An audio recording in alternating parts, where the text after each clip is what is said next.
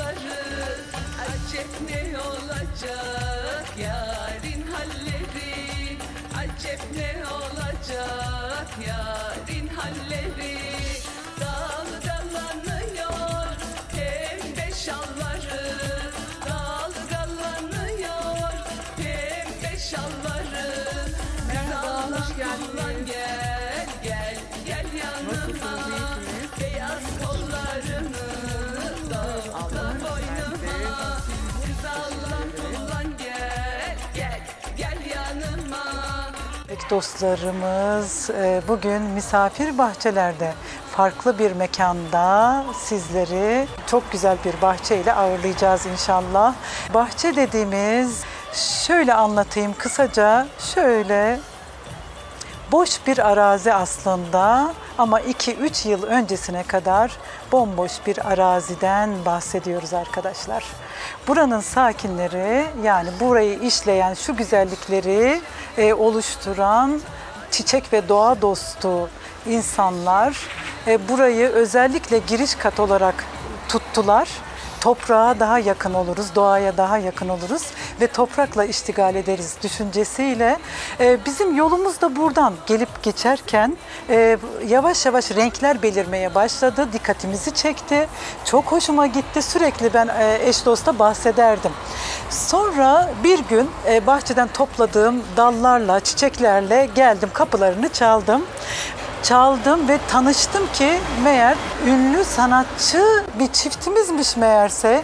Sevgili sanatçımız Şevket Doğan ve eşi Elif Doğan bu güzellikleri oluşturmakta. Elif Doğan bazı dizilerde falan da dizi oyunculuğu da yapan bir arkadaşımız. Konservatuvar mezunu olduğunu öğrendim. Birazcık böyle dostluklar yaptık kendileriyle. Çiçek alışverişlerinde bulunduk. Şevket abim de öyle, çok dünya tatlısı insanlar. Şimdi şöyle hepsini birden anlatmayayım. Yavaş yavaş bu sanatçı dostlarımızla da tanışacağız inşallah. Yavaş yavaş önce Elif arkadaşımızla bir tanışalım. Tekrar hoş geldiniz. Evet, pandemi dolayısıyla. Sosyal mesafeden dolayı evet. Evet, Yoksa sizleri çok kucaklamak isterim. evet, Elif Doğan, biraz kısaca kendini tanıtabilir misin? Tabii Ben ki hani tanıtayım. anlattım konservatuvar. Öncelikle sevgili takipçiler, hepinize merhaba diyorum. Allah'ım hepimizin yar ve yardımcısı olsun inşallah. Amin, inşallah. Evet, Muhalle Hanım'ın dediği gibi biz tanıştık. İkimiz de çiçek sever. Hatta daha çok, benden daha çok eşim çiçeklere düşkün. Çünkü ben çok vakit bulamıyorum. Konservatuar mezunuyum. Zonguldak doğumluyum. Önce dizilerle başladım ama hiç figüran olarak oynamadım. Hep bölüm oyuncusu olarak oynadım. 5-6 tane dizide oynadım. Bunlardan birçoğunu siz de bilirsiniz. Hangileri acaba Elif? Tabii ki ablacığım, hemen söyleyeyim. İlk bundan Biraz daha sene yakın önce ol istersen, ses. Baskül ailesi vardı. Baskül Ha, ailesinde duyuyorum. oynadım. Ayşegül Aldınç Sürekli var. çekirdek çitleyen bir küçük genç kız vardı o dönemlerde. O bendim. Aa. Sonra Kurtlar Vadisi'nde oynadım. İki dünya arasında oynadım. Küçük Gelin'de kötü gardiyan vardı. O bendim ama siyah saçlıydım. Tabii Küçük? oyuncular. Küçük Gelin. Ha, küçük gelinde. Evet. Ha, siyah saçlı. Siyah saç. Ya işte filmlerde sürekli kostüm değiştiriyoruz ya ablacığım. Tabii, Ondan dolayı zaten değişik oyunculuk oluyoruz. gereği o. Evet, tamamen. sinema bölümünde yine güzel bir sinema filmi çekilmişti, dönem filmi. Onda vardım. Muhteşem Yüzyıl'da vardım, Harem'de. Öyle mi? Aynen, kostümlerle beraber. İşte eşim tabii ki 55 senelik sanatçı olduğu için, ses sanatçısı olduğu için ve hocalık yaptığı için, şan dersleri verdiği için bir gün tesadüf ben yolculuk esnasında şarkı mırıldandım. Aa. Dedi ki bana, sen dedi evet güzel sanatlar bölümü mezunusun, sinema ve oyunculuğu bitirdin ama dedi ben yeni bir şey keşfettim bugün hatun dedi, böyle konuşur kendisi. Sana da dedi şan dersleri vereceğim, başlıyoruz, albüm yapacağız dedi. Aa, süper. Böyle başladı benim. Albümde yaptınız. Evet, albümüm ve klibim var. Google'dan bakıldığı zaman Elif Doğan Cide Beyleri klibim var. Fındık Dağları 8, 9, 10 tane, 11 tane eserim var. Ay, oradan rahat rahat dinleriz artık. Rahat rahat. Şimdi Çiçek bir dostlarım. sürprizimiz daha var. Hafta yeni bir klibim daha çekiliyor. Aa. Eşim yazdı, söz ve müzik Şevket Doğan. Aa, süper. Böyle işte Çok bizim güzel. hayatımız. Onun dışında annem var yanımızda. Annemle ilgileniyoruz. Allah Evet. razı olsun eşimden. Anneme de sahip çıktı. Babamın kaybedeli 3 sene olacak bu sene. Mütevazi bir hayat yaşıyoruz biz ablacığım. Evet, çok güzel, çok güzel. Çiçeklerle de, renklerle örülü, çok güzel bir yuva görüntüsü hissediyorum burada. Şimdi bahçeye ve bu ortama daha yakından mercek tutalım. devam edelim. Evet arkadaşlar, şöyle bu cennet bahçeyi, şu güzel ortamı çekmeye. Önce bir teyzeme bir bakalım. Teyzem, nasılsın? Misafir bahçeleri hoş geldin. Hoş geldin, sen hoş geldin. Ama Sağ ol. var ya, ben o senin yeşil gözlerinden muhabbet kaptım. Sağ ol, Allah razı olsun cümlemize. Harikasın. Maşallah Sağ fesibhanallah. ol, Allah Teyzem. razı olsun. Teyzem Sen çok de şeker. haklısın. Çok şeker, çok Sen şeker. tatlısın, çok. Canım. Allah, Evet. Allah. Evet, Ömür şef. versin, Allah. Amin cümlemize Çok inşallah. cümlemize inşallah. Hayırlı, Allah. sağlıklı, uzun ömürler sana da inşallah canım teyzem. Tatlılıklar. Şimdi böyle bir renklere tabii ki bakacağız ama Şevket abim ne yapıyor? Şevket abim çok güzel dekorlar yapmış. Şöyle bakın, ahşaplardan, o gemi halatlarından, gemi halatlarından ve hala devam ediyor. Şöyle yine şöyle iş üstünde bir Muhalle bakalım. Hanım, şunları da söyleyeyim mi? Bunları da herkes çok merak ediyor. Benim duş yerlerimin kapaklarıyla dekor yapıyor.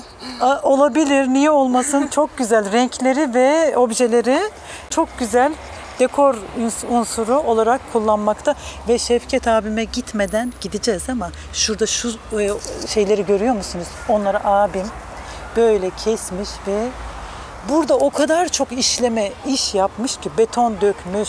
Burası boş bir arazi. Selamünaleyküm. Kolay gelsin Şevket abi. Aleykümselam, hoş geldiniz, hoş geldiniz. Ay hoş bulduk. Nasılsınız? İyiyim, teşekkür ederim. İş yaparken yakaladınız beni. Evet, biz sizi ses sanatçısı olarak biliyoruz. Böyle görmeye alışkın değiliz ama böyle görmekten çok mutluyuz. Şöyle bahçeniz tabii ki Ağustos'ta bitti, Eylül'e geldik. Tabii ki bahar sezonunda, yaz başında çok daha renkli. Biliyorum Tabii ki. şimdi yavaş yavaş artık kuruduğu için. Tabii bezelyeler vardı. Kabağım var burada. Kabağımı biraz kurtarayım dedim. Su kabağı, Tabii. evet iyi Böyle- durumda şu anda. Evet, Süs yani kabağı. Bunlarla uğraşıyorum böyle. Çok güzel. Tabii ki. Monsterlerim olmaz. Biliyorsunuz malum Covid-19 mudur? Korona mudur? Nedir? Başımızın belası oldu bu. Onlardan yüzden- dolayı da biraz daha da Yani o yüzden işte terapi kendimize olunuyor. İyi bahçeye- ki bahçe var, değil Öyle. mi? Sizler nasılsınız? İyisiniz Biz inşallah. de iyiyiz. Böyle çiçek şeyler, arılar, kelebekler gibi nerede renk var oraya doğru evrilmekteyiz. Ve sevgili izleyicilerimize, çiçek dostlarımıza bu güzellikleri göstermek istiyoruz. Arkadaşlar şöyle şu uç tarafı bir gösteriyorum size. Bir bakın, böyleydi bütün bu gördüğünüz Ondan alanlar. daha beterdi. Daha beterdi. Daha evet. beterdi ondan. Evet. Benim Yani dikkatimi açtım çekti. buraları. Aynı şu araçlar gidiyor geliyor ya. Biz de öyle gidip gelirken burada renklerin belirmeye başladığını fark ettik. Özellikle tabii ki çiçeklerle ilgilenen insanlar çok daha çabuk fark edebilir. Şu Türk kızımı görüyor musunuz şurada? Dalından mı getirmiştim, köklü mü bilmiyorum. Bu saray nanesini biliyorsunuz. Evet ama ben ona böyle amatörce Türk kızı olarak söylemiştim kızı, adını ama tabii ki saray nanesi Salvia microphylla ama çok güzel önem vermişsiniz. Çok güzel bir yere Yani ben koymuşsunuz. adına aslında başka bir şey verdim. Ne verdiniz? Aşkım dedim ben buna. Zaten o yüzden bu kadar böyle kendini çok... Aşkıma benzettiği için. Ay canım benim, Yani harikasın. onu seveceğime çiçeği seviyorum bazen. Canım. Peki Elif Hanım, kıskanmıyor musunuz? Hayır. Hayır, Çok biliyoruz. güzel çiçekleri sevmiş. Ama aynen öyle. Ben de Ya bu çiçeklerimi... biliyorsun, çok güzel kokar. Evet, saray nanesi biraz Harika. nanemsi bir kokusu var. Yani padişahlar için biliyormuş demek ki. Tabii ben Topkapı Sarayı'nda geçen yıl gezerken fark ettim. Değil mi? Sırayla dizmişler. Dedim saray nanesi demek, yani bu belli. Şurada da yani evet çok sevdiğiniz Evet, belli Şevket abim. Yani kocaman bir şeyi ona ayırmışsınız. Yani kocaman. Yani ne kadar hevesli oldum belli. Bakın buraya bir de suyu ayrı tutmak için bir de böyle bir şey yaptım. Şöyle evet yeni yaptım burayı da. detaylar, evet arkadaşlar burası Bahçe boş sulama. bir yerdi. Şöyle bazı yerlere işte yürüyüp çamurlanmasın Gezin, diye bakın. evet böyle taşlardan Detaylarımı göstermek istiyorum. Mesela yani Tabii şu ki, yandaki göreceğiz. ağaç avlularım çiçeklerime saksı vaziyeti yaptım bunu. ay dikkat etmedim ben, biliyor musunuz? Siyah ahşap bir saksı konumunda bu şekilde bir şey yaptım. gerçekten harika görünmekte. Üzerinde de kırmızı sardunyalar.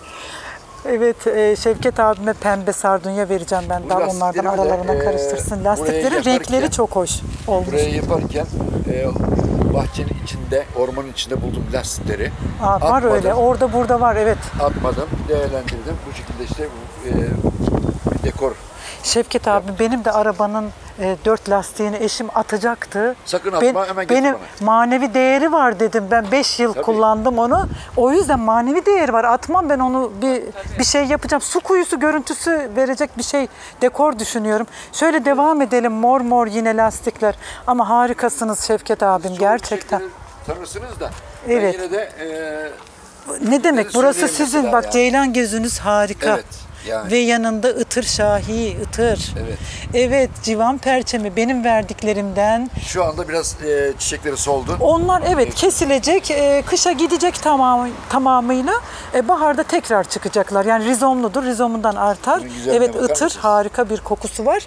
Bunu meyve suları, kompost sulara falan koyarsanız hem şifa bak hem de orasını bilmiyordum. çok hoş bir aroma verir. Evet arkadaşlar, sedef otu bitkisi. Bu da benim verdiklerimden. Şimdi Evet. benim demek istemiyorum ama hani bilgi olarak Yok, insanlar bilsinler. bunu tohumdan ilk ben yetiştirmiştim. Yılan, haşere o tür şeyler gelmezmiş bunun olduğu yere. Yaz, kış Bak yeşil şunun- olan bir şunun tür. koptuğunu farkına siz şimdi söyleyiniz geldi. Öyle mi? Fark Tabii. etmemiş miydiniz? Hiç fark etmemiştim. Ama ıtır çok tatlı kokar. Burada bir malta eriği görüyorum Şevket abi. Bunu da yeni diktim. Çok güzel yakışmış. Yerinde sevdi. İnşallah seneye belki verir bilmiyorum ama. Şevket abi bunları tohumdan mıydı?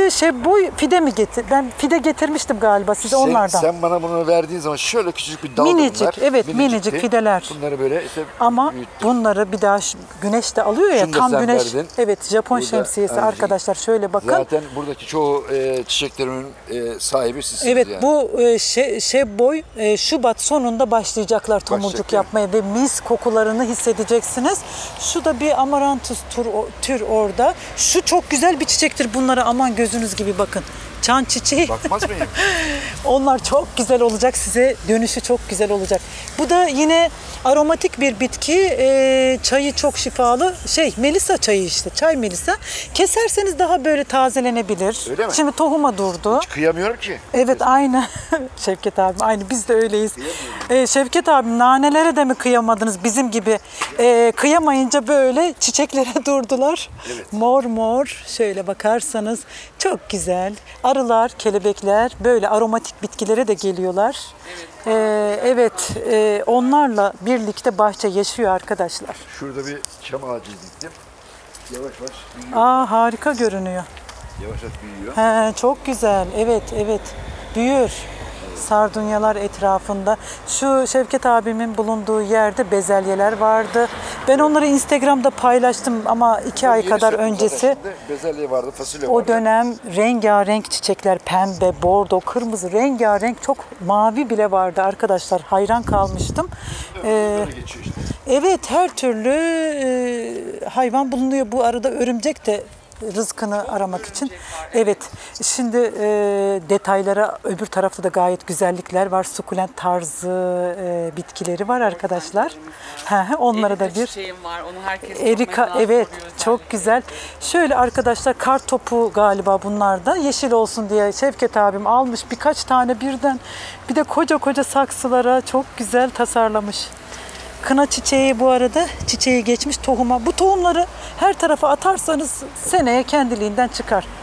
Biber yetiştirmiş, fasulye, pazı kışın bana vermişti, soğan, birçok sebze yetiştiriyor burada. Hatta patlıcanlarını da şöyle görüyorsunuz. Tabii buraya sulamak gerekiyor, bakım yapmak gerekiyor. Yani onlarla dediği gibi pandemi dolayısıyla da biraz da boş kalan zamanlarında onlarla ilgilenmekte. Şöyle harika bir telgraf çiçeği görüyorsunuz. Şöyle sardunyalar, kalançolar yeni yetişmekte. Şöyle bir girelim. Bunlar benim erikalarım. Ay harika. Rengi harika. Doğal mı bu Elif Hanım? Doğal. Herkes boya zannediyor. Bakınız bu He. yeşili. Harika. İçi Bu morlu. eflatun Şöyle morlu, bakarsanız evet. arkadaşlar. Bunlar bazen sabahlar o kadar güzel kokuyor ki Ay çok güzel. anlatamazsın. Erika. Çok Ya seviyorum. 1001 çeşit bitki var. Her Evet. biri farklı özellikte, farklı kimyada. Brillanta gidelim. Şöyle alt sırada sardunyalar dizili. Bunların çiçek açtığını düşünün.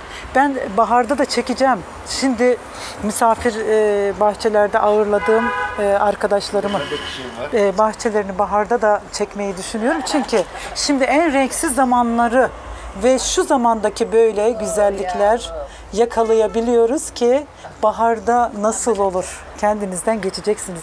Şu brillantı bir göstereyim. Evet arkadaşlar, sukulent tarzı bir tür bu da. Şu anda harika başlamış açmaya. Şöyle bir görün. Şöyle sedum şu palmer. dikkatinizi çekti mi? Aman Allah'ım burada. Bu nedir biliyor musun? Onu size Kim o? söyleyeyim. Bu bahçemden çiçek koparmaya çalışan hırsızlar için yumruğunu kaldırdı havaya. Evet. Bahçemizin bekçisi. Sakın ha, eğer bak çiçek alırsanız yumruğu yersiniz. İzin almadan. Çiçekleri serbest de. Evet. İzin almadan. Evet, ben bile rastladım arkadaşlar. Burada yoldan geçen bazı gençler çiçek istemekte veya insanlar çiçek istiyor ve veriyor buradan abim. Ne olacak diyor, bir sürü zaten Tabii, dalından. tabii. Ücretsiz, hiç ben ücret bile. almadan. Evet.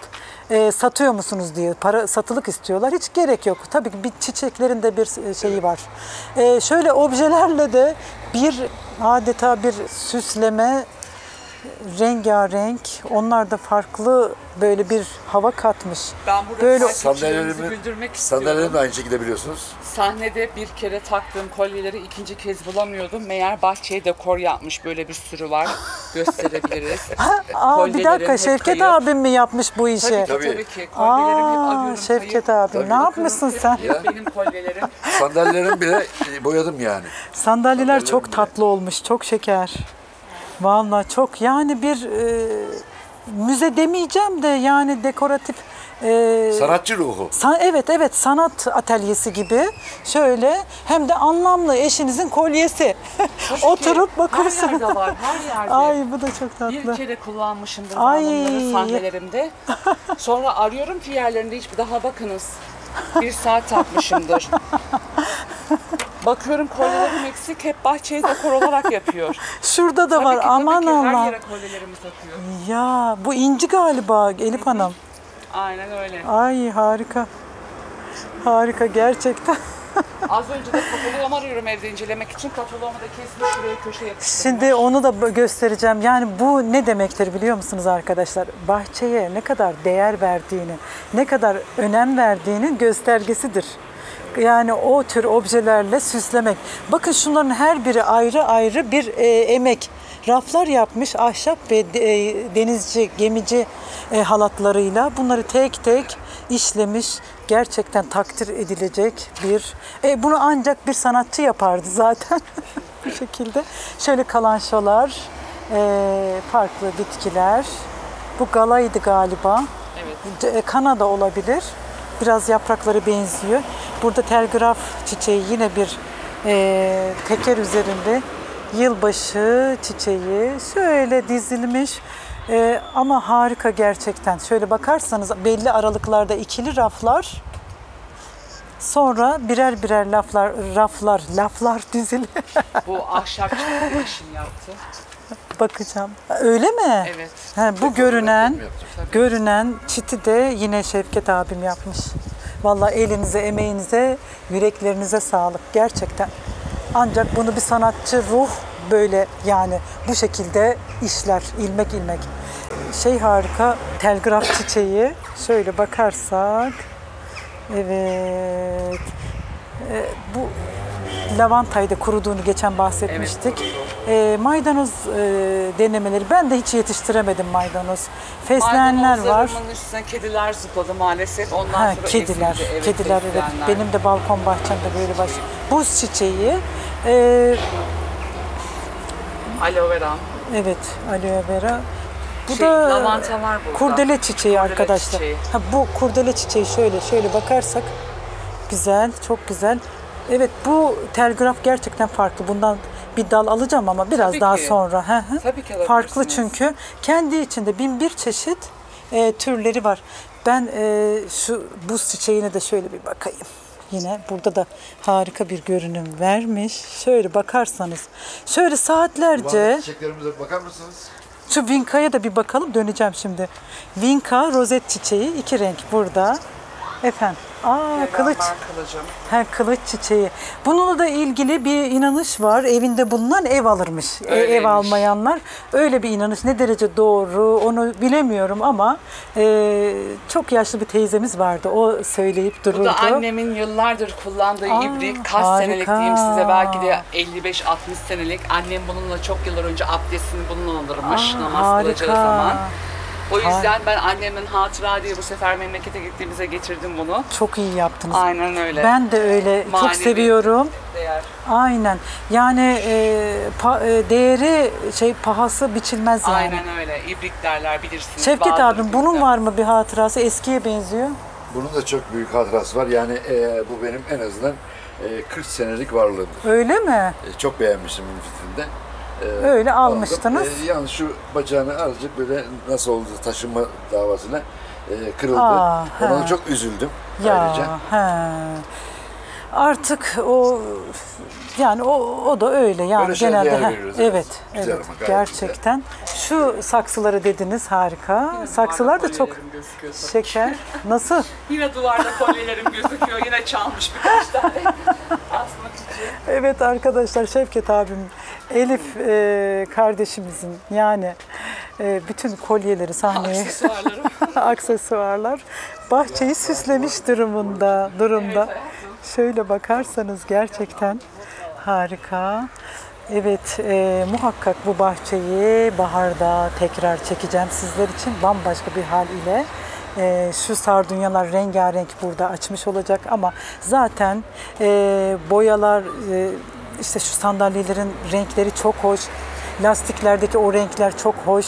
Ben şurada Şevket abim ne yapmış ona bir bakalım. Aynen, az önce ben telefonla görüşüyordum. Kataloğum kayıp. Ay vallahi katalog şeylerini Nasıl böyle. olsa atacaksın diye oralara dekor değişik yapıyor. işte. Evet. Yani emek verilen bir şey gerçekten böyle bir baktırıyor kendini değil mi? Aynen. Emek yani Çok. çiçeklerle. Burada da yine şeyler. aloe Çok veram güzel. var. Bu ölüyordu. Bir taneydi. Eşim Şevket Bey bunu canlandırdı. Beni çok seviyor aloe vera çiçeğini diye. Süper. Çünkü sevgili izleyenler, ben yüzüme krem kullanmıyorum. Ben aloe vera'nın... Ha, ondan mı kullanıyorsun? Evet. Bunu da Aslında paylaşayım. ben de kullanacağım diyorum da hiç böyle unutuyorum. Ben onu sürekli... Aloe verayı izleyicilerimiz de duysun. Çok güneşte yanıyor yaprakları. Biraz yarı gölge ve gölgede olması gerekiyor. Aynen. Öyle. O yüzden öyle köşede evde de var. Bir de bu şu... Şimdikiler bilir mi bilmiyorum. Elek derler Elek buna. benim de var. Var Tabii mı? ki. Şimdi genelde... Evet. Teyzem mısır unu elekler miydiniz mısır unu? Eleklemem mi? Sen mi elekledin? Canım benim. Yine annemin, yine getirdim onu Ben öyle seni dekor de için. Ay Hatıra. çok güzel. Ben de Yapalım. aynı ben de öyle. Ya evet katılamam ya. Neler olurdu neler değil mi? Neler çektim. Ya. Bahçeyi genelde hep eşim ilgileniyor. Ben bahçeyle çok ilgilenemiyorum. Gördüğünüz gibi Evet, annem tabii rahatsız ev olduğu işi için. yani Balkonlara dikerdim. Balkonlara ben. değil mi? Yeşillik dikerdim. Fazla Çok seviyor, soğan. çok. Tabii eski insanlarımız yani bahçesiz, şeysiz olmaz. Daha Yani. çok odamda dolu. Şevket Ben abim çiçekler, eşim bebekler. Konserde hayranlarım getiriyor hep birer tane. Ben de atmıyorum onları. Ama tabii. Evet. Ama güzel bir Yumor şey yani. sevdiğimi televizyon programında duydular, parfüm sevdiğimi. Öyle falan. mi? Teşekkür ediyorum buradan da hayranlarım. Aa, bunu çok izleyen güzel. olursa. Çok Evet. sağ olun. Evet, buradan İyi ki varsınız. o hediye edenlerin ne kadar doğru bir karar yaptıklarının da bir Çünkü göstergesi çok bu. değerli benim Ben için. de öyle. Hediye kesinlikle değerini Kayna dil derler. ne derler? Ne derler teyzem? Kayna dili. Kayınla. Kaynana dili. Yani Kay- şivesiyle He. konuşuyor. He, tamam. Kayınla dili. Kayınvalidemin şivesi Her tür kayınla diliymiş bu. kayınla. Olsun, ben çok seviyorum o tür şiveleri. Doğal şivesi. Evet, şöyle bir kaktüs. Bu sarmaşığı da- da siz verdiniz biliyorsunuz. Bu Bunu da sarmaşığı. internetten araştırdım. Cezayir menekşesi o. Cezayir Aha. menekşesi. Maymun kuyruğuymuş bu aslında. Maymun kuyruğu daha bir değişik duydum ben ama Evet, bir kaktüs. Daha tüylü. Hı hı, Daha hı hı. tüylü. Bu Evet. da o civarlarda geçiyormuş ama o daha tüylü, daha dolu dolu. Bilmiyorum ben de. Evet sevgili çiçek dostlarımız, bir misafir bahçelerinde daha sonuna geldik. Siz şimdi Şevket abimin ve Elif kardeşimin sesini de merak edersiniz. Onu da videoya ekleyeceğiz, izleyeceksiniz. Sonraki videolarda tekrar görüşmek üzere. Hoşça kalın, sevgiyle, sağlıkla kalın. Allah'a emanet olun.